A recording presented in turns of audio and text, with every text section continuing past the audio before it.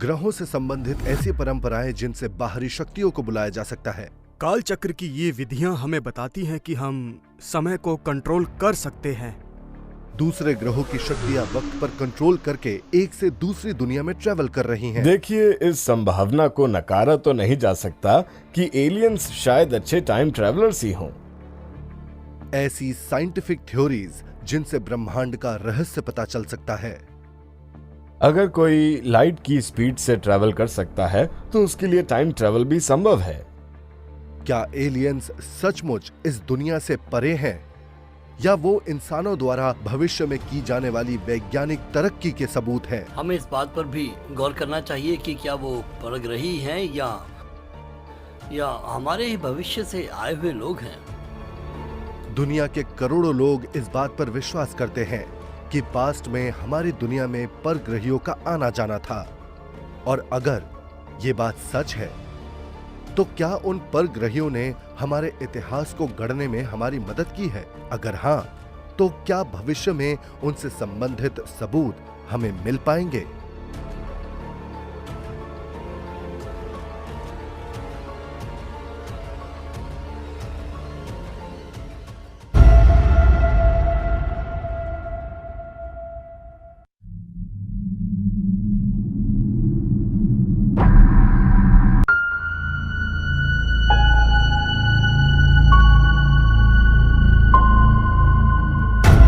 Switzerland का burn शहर 26 सितंबर 1905 के रोज एल्बर्ट आइंस्टाइन ने अपनी थ्योरी ऑफ रिलेटिविटी को दुनिया के आगे रखा।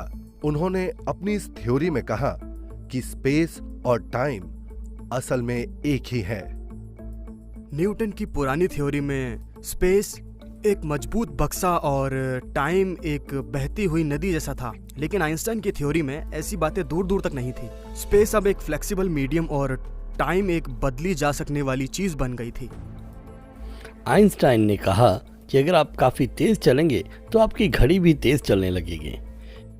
इससे पहले ऐसा ना कभी किसी ने सोचा था और ना सोच सकता था, क्योंकि तब समझा जाता था कि ऐसा तभी हो सकेगा जब कोई लाइट की स्पीड जितना तेज चलेगा।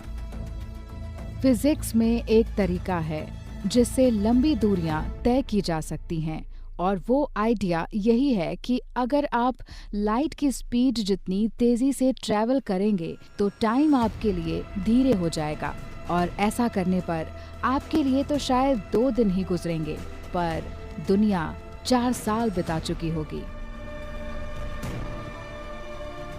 30 जनवरी 1933 बर्लिन, जर्मनी। हिटलर की नाजी पार्टी के सत्ता में आने के बाद ही एल्बर्ट आइंस्टाइन ने जर्मनी छोड़ा और यूएस आ गए। हिटलर के सरकार में आने से आइंस्टाइन अमेरिका के साथ साथ दुनिया को भी एक बहुत बड़े संकट के बारे में आगाह करना चाह रहे थे। उन्हें मालूम था कि नाजी लोग अपनी वैज्ञानिक क्षमताओं का विकास करेंगे जो मानवता के लिए बड़ा खतरा बनेगा।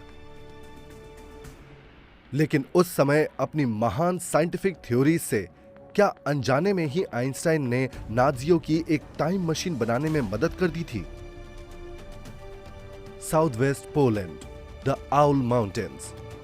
इन आकर्षक पहाड़ों के बीच में कुछ ऐसे कॉम्प्लेक्स बनाए गए थे जो डी ग्लॉक नाम के एक सीक्रेट नाजी प्रोग्राम के लिए इस्तेमाल किए जा रहे थे। कई रिसर्चर्स का मानना है कि इन्हीं सीक्रेट कॉम्प्लेक्सेस में 1943 से 1945 के बीच वर्ल्ड वॉर 2 को जीतने के लिए बनाए गए तमाम हथियारों की टेस्टिंग हुआ करती थी। वो काफी अच्छे हथियार बना रहे थे। उनके पास हवाई हमले के लिए V1 और V2 रॉकेट्स थे, लेकिन मेरे हिसाब से उन्होंने डायग्लॉक में चल रहे मिशन को द बेल नाम इसलिए दिया क्योंकि वो एक बड़ी बेल की तरह था।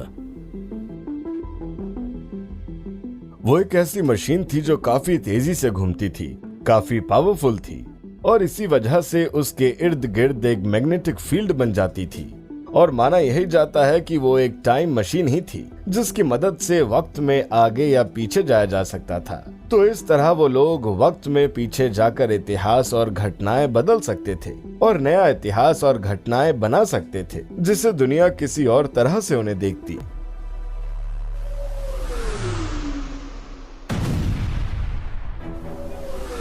बेल की तरह दिखने वाली 9 फीट चौड़ी और 12 फीट ऊंची उस मशीन का खुलासा एक नाज़ी जनरल जेकब स्पोरनबर्ग ने किया था, जब उसे पोलिश अथॉरिटीज ने युद्ध के बाद पकड़ लिया था।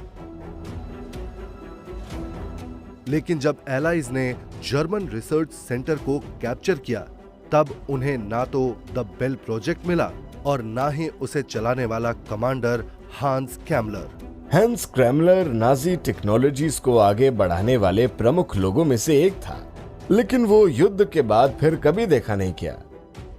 उसकी मौत की 4 अलग कहानियां सुनने को मिलती है, तो कोई नहीं जानता कि वो कब, कैसे और कहां मारा गया, या उसके साथ आखिर हुआ क्या।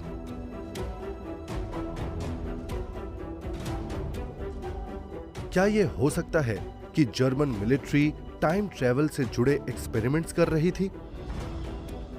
और अगर ऐसा है, तो क्या नाज़ी बेल को उन्होंने वक्त रहते फ्यूचर में भेज दिया था? 9 दिसंबर 1965। पिट्सबर्ग से 30 मील दूर केग्सबर्ग में हजारों लोगों ने आसमान में एक आग के गोले को उड़ते हुए देखा।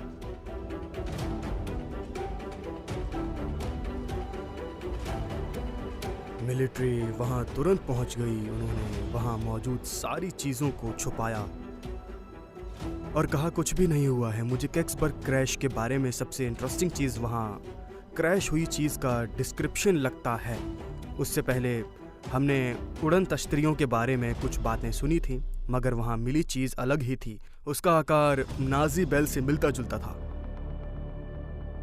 क्या ऐसा हो सकता है कि केग्सबर्ग में जो चीज क्रैश हुई वो असल में 20 साल से गायब नाज़ी बेल ही थी?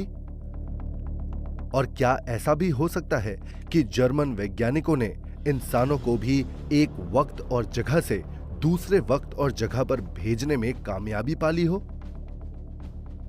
और अगर ऐसा है, तो क्या उन्होंने आइंस्टाइन की थ्योरीज को अपनी टाइम मशीन बनाने के लिए इस्तेमाल किया, या कोई बाहरी शक्ति ही उन्हें सारी प्रेरणा और रास्ते देती जा रही थी?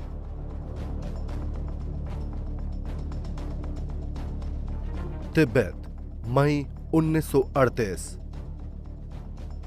हिमालयन पर्वत के उत्तर पूर्व की तरफ से अपनी आर्यन जाति की खोज के लिए आए जर्मन रिसर्चर्स ने उससे जुड़े सबूतों के बजाय काल चक्र नाम की एक बुद्धिस्ट मेथड पर फोकस करना शुरू कर दिया।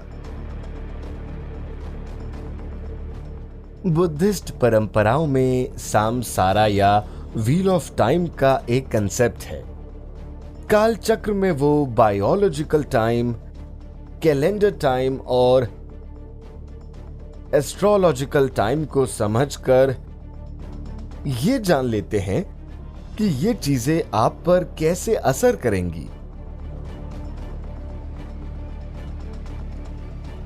तो काल चक्र से हम ये समझ सकते हैं कि समय कोई सीधी रेखा नहीं है, बल्कि इसके कई छोर हैं जिन्हें समझकर इसे नियंत्रित किया जा सकता है।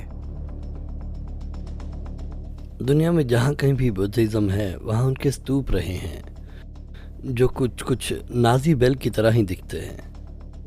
स्तूपों के आकार के बारे में कहा जाता है कि इनके द्वारा भगवान से जल्दी जुड़ा जा सकता है, और जब हम इसमें काल चक्र की बात जोड़ देते हैं तो हम एक तरह से समय से परे जाने की ही बात कर रहे हैं। काल चक्र की प्रैक्टिसेस लोगों के मन को स्थिर करके उन्हें समय में आगे या पीछे जाने में मदद करती हैं। तो इस बात की संभावना है कि नाजी टाइम ट्रैवल से संबंधित रहस्यों की तलाश कर रहे थे। क्या ऐसा हो सकता है कि नाजियों ने अपने तिब्बत प्रवास के दौरान टाइम ट्रैवल के रहस्यों को जान लिया हो? और अगर ऐसा है, तो क्या ये कहा जा सकता है कि तिब्बत के भिक्षुओं को काल चक्र की वजह से टाइम ट्रैवल जैसी चीजों की सदियों से जानकारी थी? कई एस्ट्रोनॉट थ्योरिस्ट तो ऐसा ही मानते हैं। शायद इन सारे उलझे हुए सवालों के जवाब न्यू मैक्सिको की इस एंशिएंट सिविलाइजेशन वाली साइट पर मिल सकते हैं।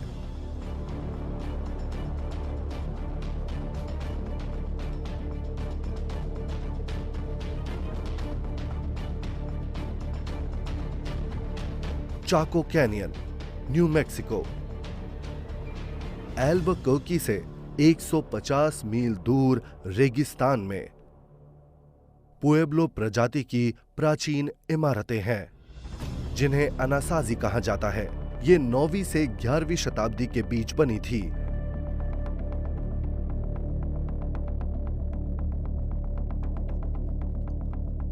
ये पेब्यूलो बोनिटो गांव है।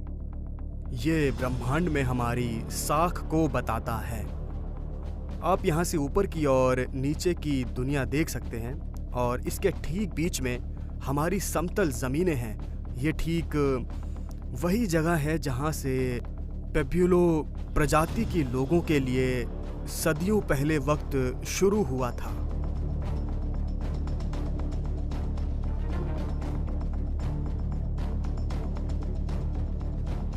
रिसर्चर्स का मानना है कि अनासाजी लोगों ने अपनी सभ्यता को बेहद शानदार, बेजोड़ इंजीनियरिंग, गणित और एस्ट्रोनॉमी के ज्ञान से बनाया था। उन्होंने किसी तरह से एक ऐसा शहर बनाया जो गोल था, जिसकी सड़कें बिल्कुल सीधी थीं। उस शहर का पूरा स्ट्रक्चर इस बात की सही जानकारी देता था कि चांद और सूरज 92,000 चक्कर काटते हैं। उन्होंने ये शानदार जियोमेट्री पत्थरों पर कर दी थी। उनकी बनाई इमारतों में काफ़ी शानदार इंजीनियरिंग स्किल्स का यूज़ हुआ है और तब के लोगों के पास ऐसी स्किल्स का होना असंभव सा लगता है। ये तभी हो सकता है जब उनकी मदद किसी एडवांस सिविलाइजेशन ने की हो। अनासाजी लोगों ने चाको कैनियन इस तरह से बनाया जैसे वो ऊपर की किसी शक्ति का मान रख रहे हों या उनके द्वारा निर्देशित हों। इसलिए चाको कैनियन को एक ज्ञान स्थल ही कहा जा सकता है और वो ज्ञान शायद उन्हें बाहरी शक्तियों से मिला था।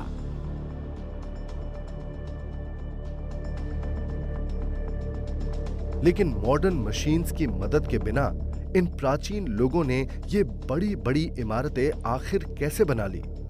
और वो कौन सी बाहरी शक्तियां थी जिन्होंने अनासाजी लोगों को ज्ञान दिया था? एंशिएंट एस्ट्रोनॉट थियरिस्ट्स का मानना है कि इस बात का जवाब चाको कैनियन में निभाए जा रहे रीति रिवाजों को समझकर ही जाना जा सकता है। अगर लोकल प्रथाओं की माने तो अनासाजी लोग क्रिस्टल स्टार गेजिंग नाम के एक पवित्र रिवाज को मानते आ रहे थे, जिसका संबंध टाइम ट्रैवल से था।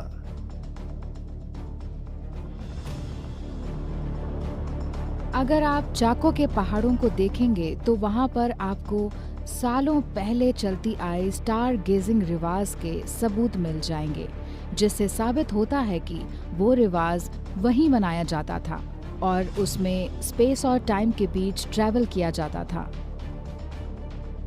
आप अभी पत्थरों पर जिन नक्काशियों को देख रहे हैं वो ऐसे लोगों की कहानी बताती है जो किसी दूसरी जगह से वहां पहुंच गए थे। ये उनका सबसे पहला घर था और बाकी जगहों पर परग्रहियों से वो लोग मिलते थे।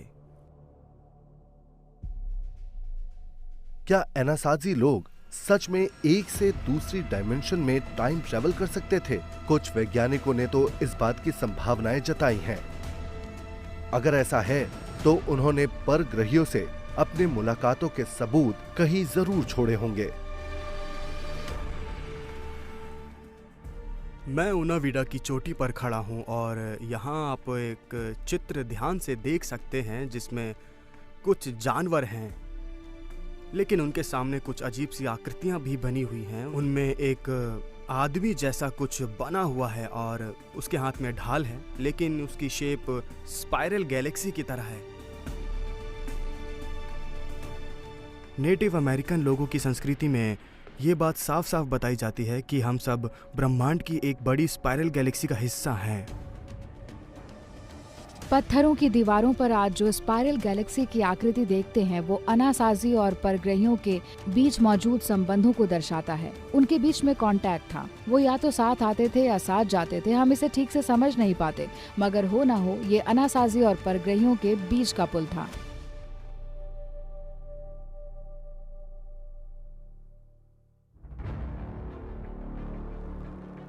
यहाँ ये कुछ बहुत ही इंटरेस्टिंग सा है। ये कुछ प्राचीन चित्र मिले थे जिसमें से एक बाकी तीनों के ऊपर कुछ एंटीना जैसे रखे हुए था।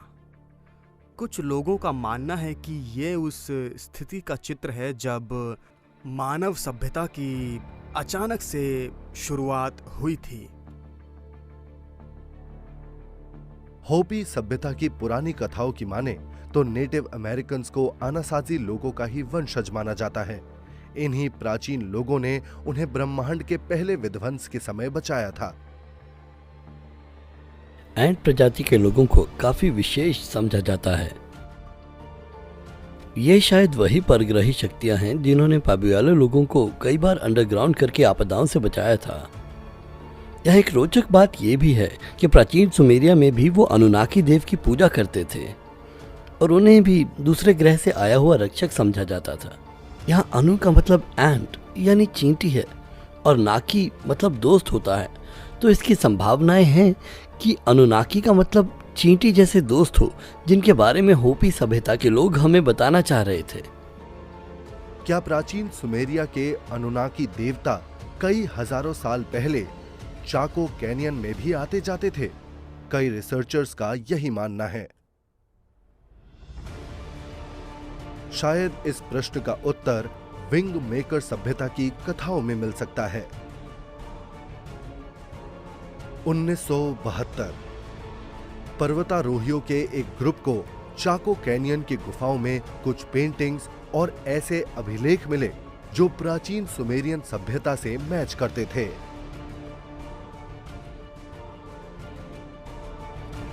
इस बात की और जांच करने वाले रिसर्चर्स का मानना है कि इन पेंटिंग्स और अभिलेखों को फ्यूचर सुमेरिया से कैनियन लाया गया था और ऐसे करने वालों को विंग मेकर्स कहते हैं।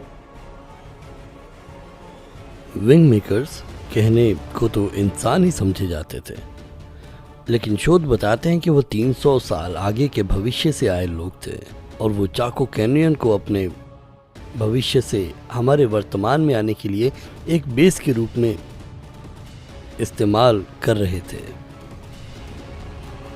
विंग मेकर्स हमें हमारी भविष्य की झलकियां दिखाने आए थे कि वो कैसा होने वाला था। उसमें विज्ञान, गणित, आर्ट और खेत खलिहान होने वाले थे। विंग मेकर्स की चाको कैनियन वाली कहानी में कितना सच था, यह रहस्य है। लेकिन अगर वो सच्ची थी तो क्या ये विंग मेकर्स प्रजाति ही असल में वो एलियन प्रजाति थी? एंशिएंट एस्ट्रोनॉट थ्योरिस्ट्स इस बात को सच मानते हैं और कहते हैं कि इसका सबूत आज भी चाको कैनियन में ढूंढने पर मिल सकता है। ये कीवा है। प्लेबलिन संस्कृति में एक बहुत ही पवित्र स्थल माना जाता है जहाँ पर वो रिवाज करते थे ब्राह्मण और उसमें अपनी जगह के बारे में विचार विमर्श किया करते थे। ये बहुत इंटरेस्टिंग है। प्राचीन भूगर्भ शास्त्रियों का मानना है कि कीवा को किसी जमाने में लकड़ी की छत से ढका जाता था, लेकिन होपी की कुछ कथाओं में इसे क्लाउड हाउस भी कहा गया है। हो सकता है कि कीवा और कुछ नहीं बल्कि मॉडर्न तरीकों से डिजाइन किए गए बायोडोम्स या बायोस्फेयर्स ही हो। ये काफी इंटरेस्टिंग बात है कि आज के बायोस्फेयर कुछ ऐसे दिखते हैं जिनमें लोग जमीन के अंदर रहने लगते हैं। और आप कीवा के स्ट्रक्चर्स को देखिए, ये भी बिल्कुल वैसा ही है, लेकिन सवाल ये है कि वो ऐसी चीजें क्यों बना रहे थे। कुछ लोक कथाएं बताती हैं कि इसका संबंध परग्रहियों से था। उन लोगों के लिए ये अलौकिक शक्ति से मिलन जैसा था।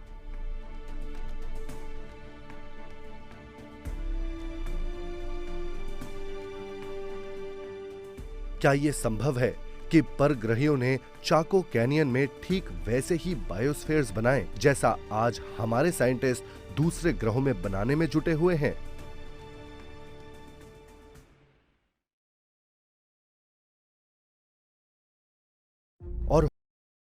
और हो सकता है कि वो वहां आए भी हों, लेकिन किसी स्पेसशिप में बैठकर नहीं, बल्कि किसी इंटरडायमेंशनल तकनीक से। लेकिन अगर ऐसा था तो वो आखिर आए कहां से थे? इस बात का जवाब शायद धरती के दूसरे छोर पर मिले, भारत के महान ग्रंथ महाभारत में।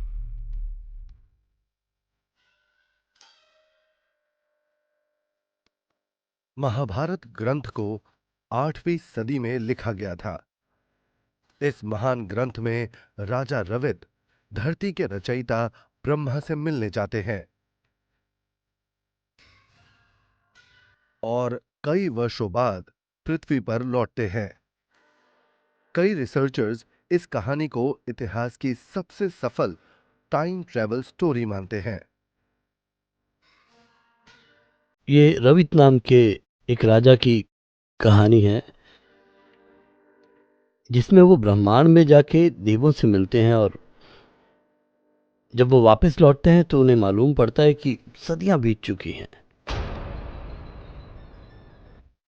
और ऐसा ही कुछ स्पेस ट्रैवलर्स और टाइम ट्रैवलर्स के साथ भी होता है, जहां उन्हें लगता है कि उन्हें गए कुछ दिन ही हुए हैं, लेकिन पृथ्वी पर लौटने पर पता चलता है कि कई दशक बीत चुके होते हैं। चाको कैनियन की तरह और भी कहानियां पूरी दुनिया में फैली हुई हैं।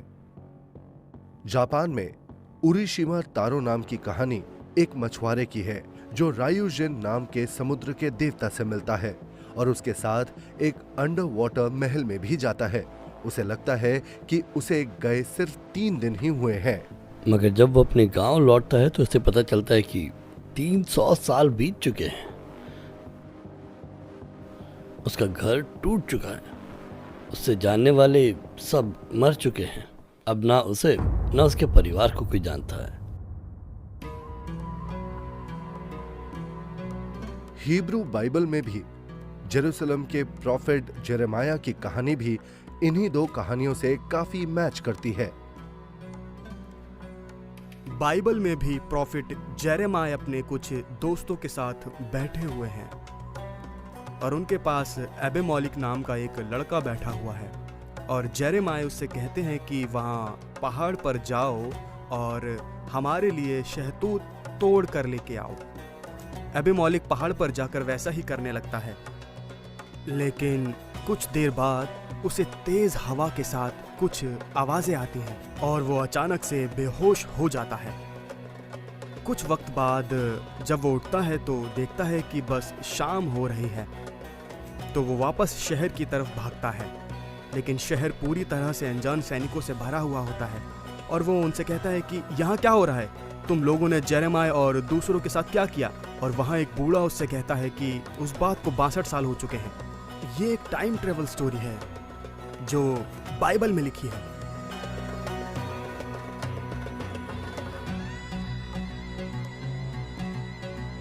Southern Egypt, Agilkia island.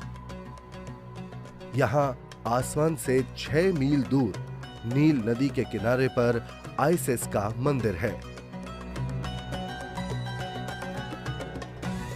4th century BC में बने इस मंदिर में फर्टिलिटी और समृद्धि की देवी आइसिस की पूजा होती थी और यह प्रथा 6th सेंचुरी एडी तक चलती रही। आइसिस ऐसी महत्वपूर्ण देवी बनी जिसे प्राचीन इजिप्ट के लोगों ने पूजा। उसने अपने भाई ओसाइरस से शादी की और तब के ज़माने में हर कोई उनकी तरह ही बनना चाहता था। उस जीवनदायिनी और ओसाइरस को मृत्यु के देवता के रूप में पूजा जाता था, तो जीने मरने दोनों स्थितियों में लोग उनके प्रभाव में खुद को महसूस करते थे। पुरानी इजिप्शियन कथाओं के अनुसार आइसिस पर आकाश के सबसे प्रभावशाली तारे सिरियस की रूह बसती थी। पुराने इजिप्शियन लोगों के लिए ओराइसिस तारों की प्रभावशाली स्थिति ओरायन का रूप थे और क्योंकि वो लोग तारों की पूजा करते थे इसलिए वो उनके भगवान थे। दूसरी तरफ सीरियस एक आदर्श पत्नी, बहन और माँ का प्रतीक थी जिसे वो आइसिस में देखते थे और इस तरह वो दोनों मिलकर ऊपर आकाश और नीचे इजिप्शियन लोगों के जीवन पर राज करते थे। काफ़ी पुरानी कल्चर्स जैसे इजिप्शियंस, चाइनीज़, ग्रीक, जापानीज़ सभी में इस बात को माना गया है कि भगवान ने धरती को बनाया है और तारों की स्थितियाँ उनके होने का प्रतीक है। ओरायन तारा लगभग सारे पुराने कल्चर्स में महत्वपूर्ण स्थान रखता है। ये कॉन्सेप्ट सबसे पहले इजिप्ट और अफ्रीका के डोगोन प्रजाति के लोगों में उभरी। उनका मानना था कि सीरियस तारे से कुछ शक्तियां पृथ्वी पर आईं और उन्होंने मानव सभ्यता बनाई।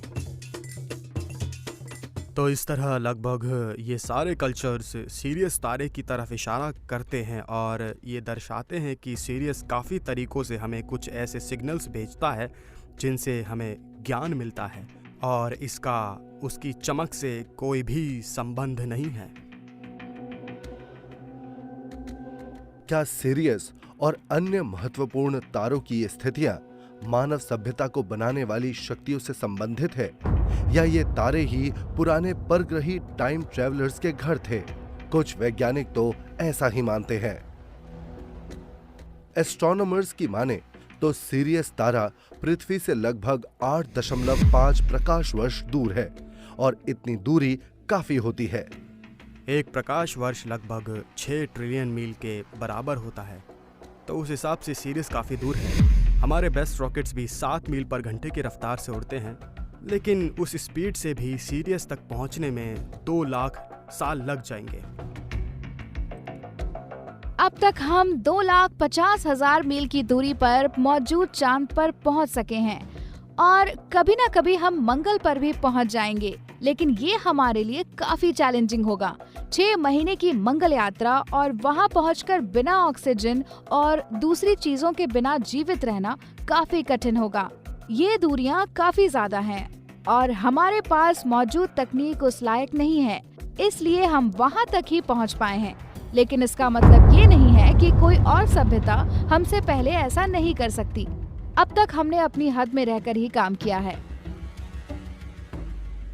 क्या इंटरस्टेलर दूरियां परग्रहियों के लिए भी चुनौतीपूर्ण होंगी, या उन्होंने अपनी टेक्नोलॉजी को इतना एडवांस कर लिया है जिसके बारे में हम सपने में भी नहीं सोच सकते हैं? क्योंकि हमारे लिए अब तक असंभव रहा है, इसका मतलब ये नहीं है कि ये सबके लिए असंभव ही रहा हो। और जिस तरह की चीज़ें हमें परग्रहियों के बारे में मालूम पड़ती हैं, उससे यही समझ आता है कि समय शायद हमारे लिए एक बंदिश हो सकता है, मगर वो उसके मोहताज नहीं है। क्या पुराने किस्से कहानियों में जो एक से दूसरी गैलेक्सी में जाने की बातें कही गई हैं, वो सच है? कुछ एस्ट्रोनॉट थ्योरिस्ट्स को ये सच लगता है। अगर ऐसा है, तो क्या कुछ एलियंस और इंसान पुराने वक्त में एक से दूसरी दुनिया में टाइम ट्रेवल कर पाते थे? शायद इसका जवाब स्विट्जरलैंड में जिनीवा के इस अंडरग्राउंड लैब में मिल सकता है।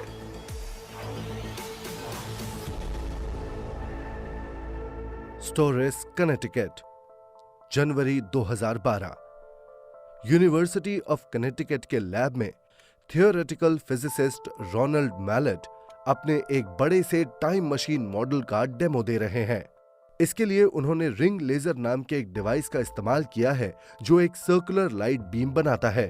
प्रोफेसर का मानना है कि ये ट्विस्टिंग लाइट स्पेस को बेंड करके एक टाइम लूप बना देती है।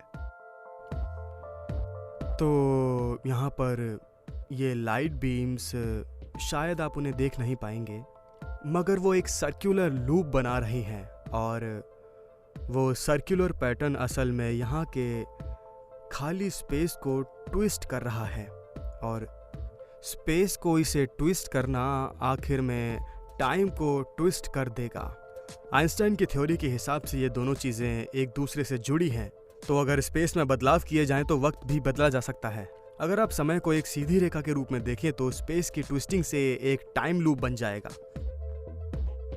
और अपने काम में मैंने लाइट की हेल्प से टाइम को मैनिपुलेट करने की कोशिश की है ताकि टाइम ट्रेवल की संभावनाएं बढ़ जाएं।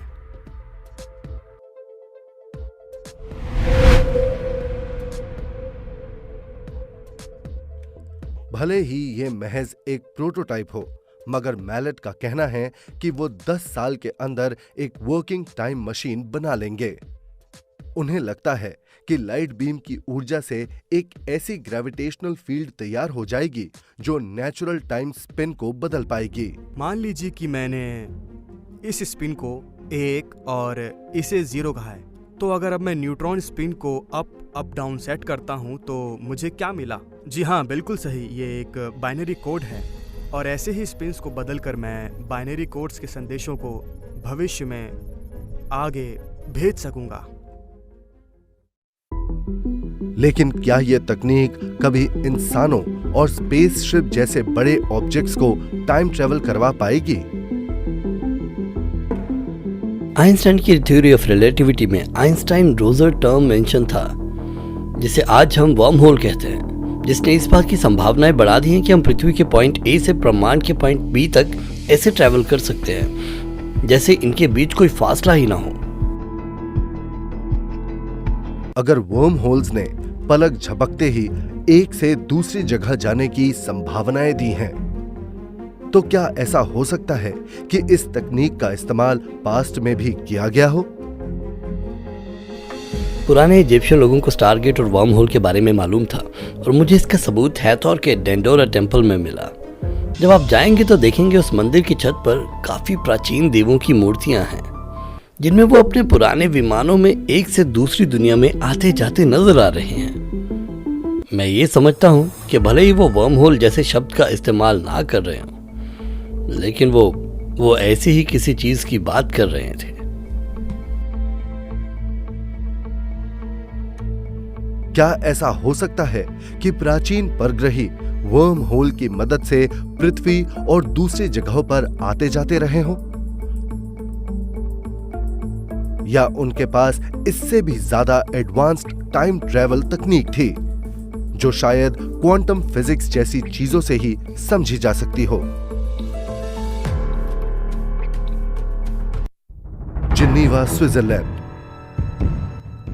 जमीन से 300 फीट नीचे 16 फीट परिधि वाली इस सुरंग में दुनिया का सबसे शानदार particle accelerator large hadron collider है। 2008 में European Organization of Nuclear Research के द्वारा बनाया गया ये इंटरनेशनल प्रोजेक्ट वैज्ञानिकों को कई ब्रह्मांड और उसके रहस्यों को सुलझाने में मदद करता है।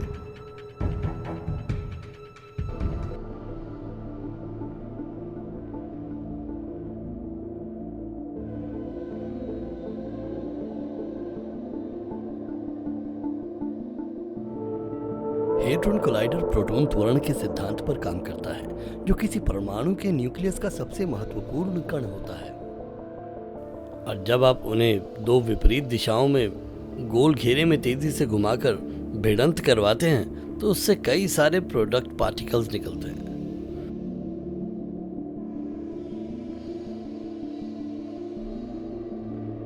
जैसे जब दो चीजों के टकराने से उनके टुकड़े बिखरते हैं, वैसे ही प्रोटॉन भी टुकड़ों में टूट जाते हैं और इसी भिड़ंत से हम उस फंडामेंटल पार्टिकल के बारे में जान सकते हैं जो मैटर को बनाता है।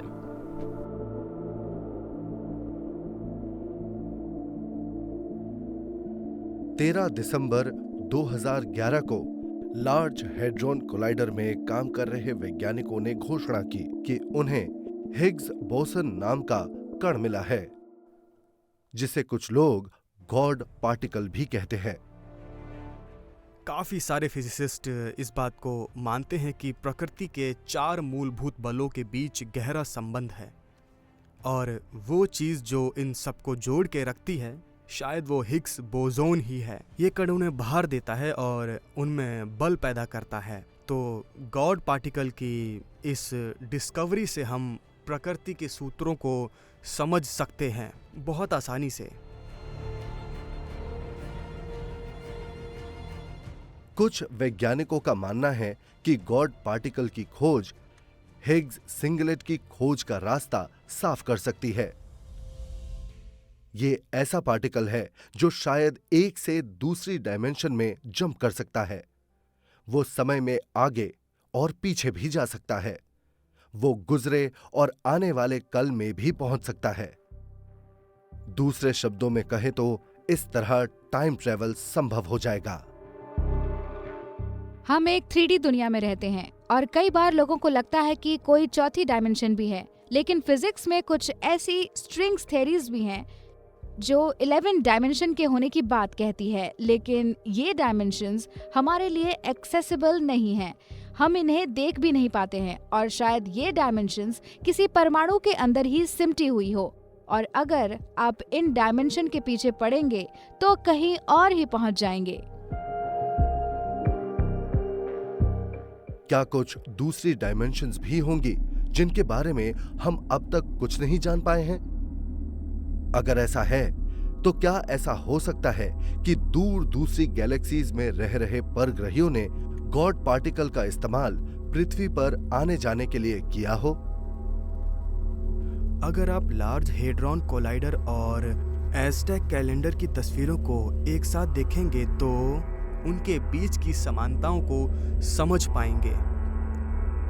एज़टेक कैलेंडर को गेटवे ऑफ द यूनिवर्स भी कहा जाता है और लार्ज हेड्रॉन कोलाइडर इसके जैसा ही है, क्योंकि हम इस मशीन की हेल्प से ब्रह्मांड के रहस्यों को जानने का प्रयास कर रहे हैं। और मुझे ये काफ़ी इंटरेस्टिंग लगता है कि हमारे पास एक ऐसी चीज़ है जो हमारे सबसे एडवांस मशीन से मेल खाती है। क्या ये महज एक संजोग है या फिर नहीं? मेरे हिसाब से तो नहीं। क्या पुराने लोग सच में टाइम ट्रैवलर्स से मिल लेते थे? और क्या आज हम वैसी ही शक्तियां वापस पाने की तरफ बढ़ रहे हैं?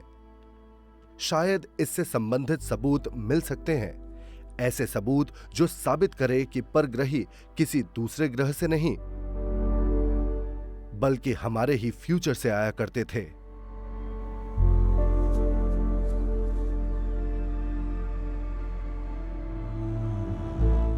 (1947) में न्यू मैक्सिको के रॉसवेल में हुए यूएफओ इंसिडेंट के बाद से ही परग्रहियों को देखे जाने और उनसे सामना होने की हजारों रिपोर्ट सामने आई हैं। उनके बारे में कहा जाता है कि वो इंसानों की तरह ही होते हैं, मगर उनका शरीर पतला, हाथ पैर लंबे और सर बड़ा होता है। इन्हीं एलियंस को कुछ लोग ग्रेस कहते हैं।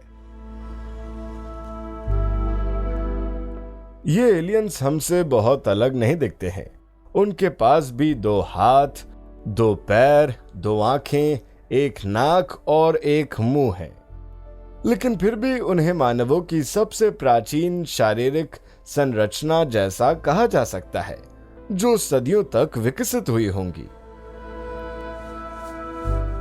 अगर आप रॉसवेल की घटना से जुड़े हुए ग्रेस पर गौर करेंगे तो समझ पाएंगे कि उनका आकार ऐसा है जैसे शायद हम भविष्य में हो सकते हैं, अगर हम स्पेस में बसने में कामयाब हो गए तो।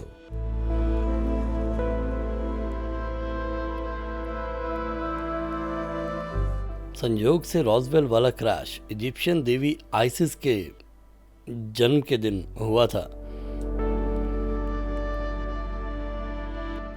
तो हमें ये सोचना चाहिए कि उस दिन वहाँ से जो अजीब से शरीर वाली कुछ बॉडीज मिली, क्या वो टाइम ट्रेवल कर रहे परिग्रहियों के शरीर थे?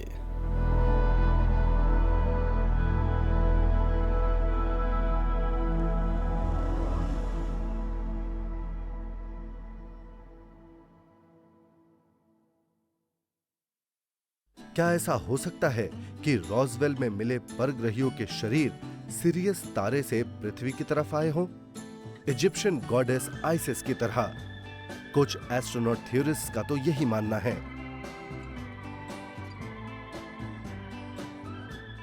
और क्या वो बहुत एडवांस्ड स्पेस टाइम टेक्नोलॉजी का यूज करके यहां आए थे? मुझे लगता है संभावनाएं हैं कि हम जैसा परग्रहियों के बारे में सोच रहे हैं वो वैसे ही होंगे। शायद वो टेलीपोर्टेशन और प्रोपल्शन डिवाइसेस का यूज करते हो जो उन्हें प्रकाश के बराबर गति दे देता हो। मैं समझती हूँ कि हमने क्वांटम फिजिक्स की मदद से इस विषय को इतना समझ लिया है कि अब हम इसके पिछले और अगले गणितों को भी समझने लगे हैं। और अब जब हम में इतनी समझ आ चुकी है तो देर बस हमारे आगे निकलने की है। मुझे ऐसा लगता है कि हमारा समय आ चुका है, हमें बस कदम बढ़ाना है। टाइम ट्रैवल बेसिकली टेलीपोर्टेशन ही है। हम बस कुछ सेकंड्स में एक से दूसरे जगह जा सकते हैं। ये ट्रैवल के क्षेत्र में क्रांति ला देगा और ये दो सभ्यताओं के बीच का पुल बन सकता है, भले ही वो दूसरे ग्रह से क्यों ना हो। लेकिन ग्रेस कहे जाने वाले ये परग्रही आखिर है कौन? क्या ये संभव है कि वो पृथ्वी पर किसी दूसरे ग्रह से नहीं बल्कि पिछले या आने वाले वक्त से आए हों, या वो असल में इंसानी टाइम ट्रैवलर्स ही हैं? ग्रेस के बारे में काफ़ी सारी थ्योरीज हैं। कई कहानियों में कहा जाता है कि वो हमेशा से ही यहीं आसपास ही थे और आज भी यहीं कहीं हैं, लेकिन कई लोगों ने उन्हें देखने की बातें भी कही हैं, जो इस तथ्य को पक्का करता है कि ग्रेस शायद फ्यूचर से आए इंसान ही हो। और हो सकता है वो वक्त में इसलिए पीछे आ रहे हों क्योंकि शायद जेनेटिकली एक ऐसी स्थिति बन गई हो कि वो अपनी संख्या को आगे ना बढ़ा पा रहे हों और हमारी दुनिया में आकर वो इस स्थिति को ठीक कर रहे हों।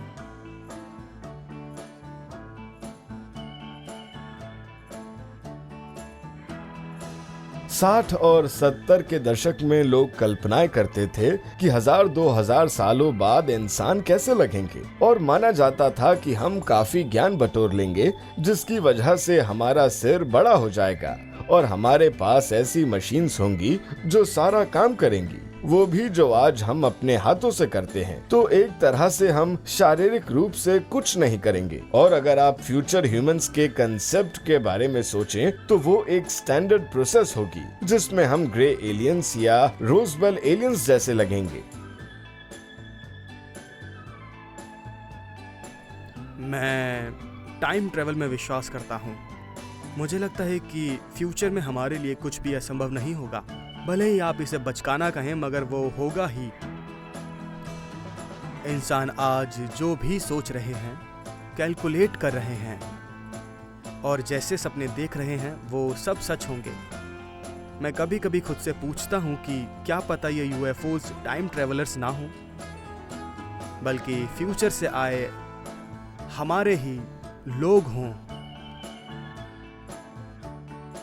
अगर हम सिर्फ पिछली सदी में हुई वैज्ञानिक तरक्की पर गौर करें तो हो सकता है कि फ्यूचर ह्यूमंस ने टाइम ट्रैवल करने का रास्ता खोज लिया हो। कई माने हुए वैज्ञानिकों का भी यही मानना है। क्या अब तक हमने जो भी घटनाएं देखी वो फ्यूचर ह्यूमंस का हमारे वक्त में महज एक सफर था जो वो सदियों से करते आ रहे हैं, या वो सच में किसी दूसरे ग्रह के लोग हैं जिन्होंने समय और ब्रह्मांड पर मास्टरी करके टाइम ट्रैवल को अपने बाएं हाथ का खेल बना दिया है? शायद इसका जवाब हमें आज यहाँ नहीं लेकिन किसी और वक्त पर किसी और जगह जरूर मिल सकता है।